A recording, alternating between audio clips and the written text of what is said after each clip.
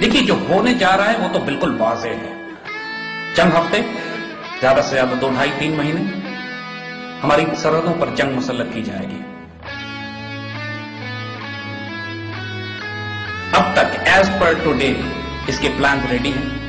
اس کو روکنے کا صرف ایک طریقہ ہے کہ پاکستان میں حکومت کو تبدیل کر کے ایسی حکومت لائی جائے جو دانت توڑ جواب دے دشمنوں کو، واضح کر دے کہ اگر تم نے پاکستان کی طرف میلی نگاہ سے دیکھا تو پوری قوم قربانی دے کر یہ فیصل جنگ شروع تم کرو گے، ختم ہم کریں گے.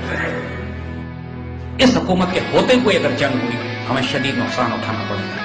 لیکن یہ بات یاد رکھیے گا، نقصان اٹھانا اور بات ہے، ملک ٹوٹنا اور بات ہے، دین و آبرو سے ایمان سے چلے جانا اور بات ہے. انشاءاللہ اس میں سے کچھ بھی نہیں ہوگا. کہ اس آنے والی جنگ میں اگر آج کے حالات رہے جیسے اس وقت ہیں، قوم کارگل کی جنگ میں قوم فوج کے ساتھ نہیں تھی. جو کارگل کی جنگ میں ہوا تھا بے درخت قربانیاں دی گئی میدان جنگ پہ. سیاستدان ایک طرف تھے، میڈیا ایک طرف تھا، قوم کو معلوم ہی نہیں تھا کہ شمال کے پہاڑوں میں کیا جنگ ہو رہی ہے. ہم نے چوٹ ضرور پڑی ہے، ہم تھوڑا سو بھی گئے، غافل بھی ہو گئے، مرے نہیں ہیں اللہ کے فضل سے. اور وہی چنگاری اس قوم میں موجود ہے. ہمارے حکمران ضرور ناپاک ہیں، ہمارے میڈیا میں ضرور لوگ بکے ہوئے ہیں، ہم ڈپلومیسی بالکل نہیں کر رہے ہیں، معاشی طور پہ بھی کمزور ہے. لیکن اللہ کے فضل سے مری ہوئی قوم نہیں ہے. جغرافیہ ہمارا موجود ہے اور یہ انٹیکٹ رہے گا. اگر شروع میں مار پڑ بھی جائے، مار پڑنے کا مطلب ہے ہو سکتا ہے کہ ہمارے شہروں میں یہ بامیں کریں، ہو سکتا ہے کہ ہمیں سرحدوں میں کچھ علاقے چھوڑنے پڑے، ہو سکتا ہے کہ ہمیں پیچھے ہٹنا پڑے کچھ علاقوں میں، کیونکہ پریشر بہت شدید ہوگا دو طرف سے. لیکن ری گروپ کر کے، ری آرگنائز کر کے، کاؤنٹر اٹیک کر کے جگہ کو لینا کوئی بڑی بات نہیں. تلک الایام نداولها بین الناس، یہ تو اوپر نیچے چوٹیں لگتی رہتی ہیں، کوئی بڑی بات نہیں. یہاں پہ قوموں کے حوصلے بلند ہونے چاہیے. جو قوم زندہ ہوگی جیتے گی آخر میں وہی قوم جس کے حوصلے بلند ہوں گے، جس کو اپنی فتح پہ یقین ہوگا، جس کو اپنے اللہ پہ بھروسہ ہوگا، اور جو اس یقین کے ساتھ جائے گا کہ ہم نے 47 کا بدلہ بھی لینا ہے اور 71 کا بدلہ بھی لینا ہے. ہم ایک ایک خون کا حساب لیں گے. جنگ شروع یہ کریں گے، ہم پھر کہہ رہے ہیں اللہ کی قسم ختم ہم خود کریں گے اس کو.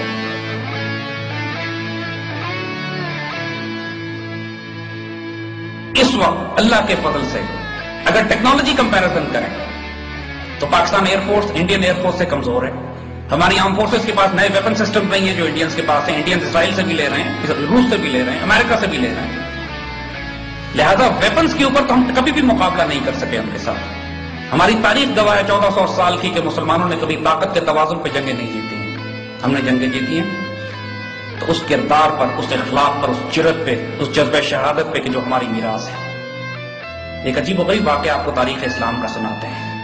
سیدنا خالد بن ولید رضی اللہ تعالیٰ عنہ جنگ یرموک سے پہلے، اب یہ سوچیے گا کہ مسلمان ملت کے اعلیٰ ترین بیٹل فیلڈ کمانڈرز وہاں، وار اسٹریٹجسٹ وہاں موجود ہیں. حضرت ابو عبیدہ بن جراح، حضرت زرار، حضرت خالد بن ولید رضی اللہ تعالیٰ عنہ. جنگ یرموک چل چکی ہے. سیدنا خالد کہتے ہیں کل میں جا کے ان عیسائیوں کا فیصلہ کر دوں گا. ایک لشکر تھا عیسائیوں کا، ایک طرف 60,000 اس کی فوج تھی.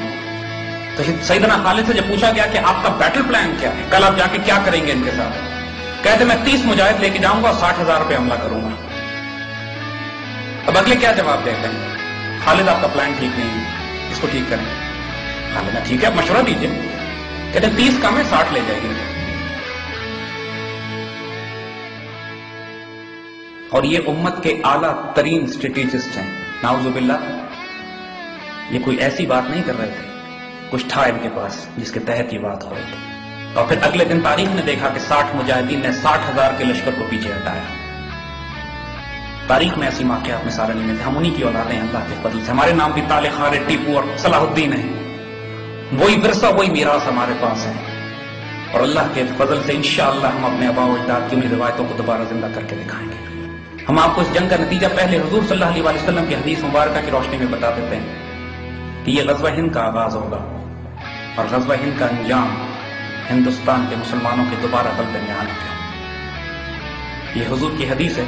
جس طرح قسطنطنیہ کی حدیث جس پر مسلمان 900 سال تک اپنی ملٹری کیمپینز بلڈ کرتے رہے، لتفتحن القسطنطنیہ فنعم الامیر امیرها نعم الجیش ذلک الجیش. حضرت عمر رضی اللہ تعالیٰ عنہ کے دور سے لے کر سلطان محمد فاتح تک 1453 میں قسطنطنیہ پر مسلسل حملے کیے جاتے رہے. اسے ایک حدیث شریف کو پورا کرنے کے لیے کہ قسطنطنیہ لازماً فتح ہوگا، وہ فوج بھی جنتی ہوگی، اس کا امیر بھی جنتی ہوگا. اور دوسری حدیث حضور صلی اللہ علیہ وسلم نے غزوہ ہند کے حوالے سے فرمائی ہے کہ یہ فوج جو کیپچر کرے گی انڈیا کو، پھر یہ پلٹ کے جائے گی اسرائیل کے خلاف فلسطین میں، اور یہ ہونا پاتی ہے، ہوا نہیں ہے. اور انشاءاللہ انشاءاللہ اس جنگ کے شہداء افضل الشہداء ہیں اور اس جنگ کے غازی اعلیٰ ترین غازی ہیں. اللہ نے یہ نصیب پاکستانی قوم کے حق میں رکھا. اپنے نصیب کو ضائع نہ کیجیے. ہم نے غلطیاں کی ہیں لیکن یہ توبہ اور استغفار کا وقت بھی ہے اور جرأت و دلیری کا بھی. اللہ سے دعا کیجیے. جنگ طلب نہیں کرنی چاہیے لیکن جب وہ آ جائے تو پیٹ بھی نہیں دکھانی چاہیے. اللہ کی امان اور عافیت میں رہے. انشاءاللہ اللہ پاکستان کا حامی و ناصر ہو. السلام علیکم.